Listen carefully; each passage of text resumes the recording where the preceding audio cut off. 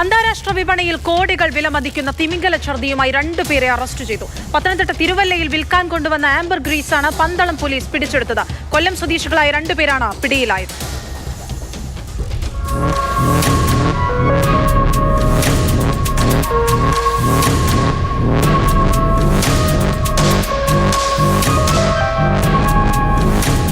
Kilo തിമിംഗല ഛർദിയാണ് police പിടിച്ചെടുത്തത്.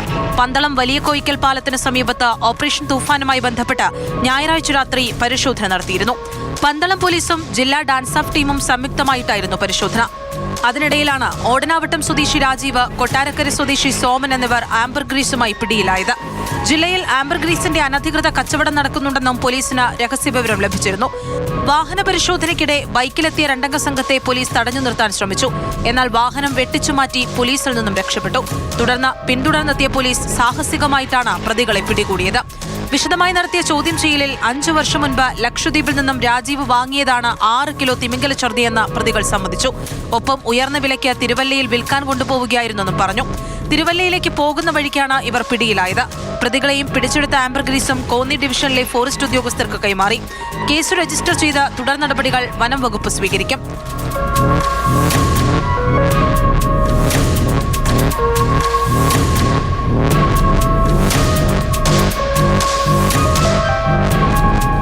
Mathrubhumi news, Pathanamthitta.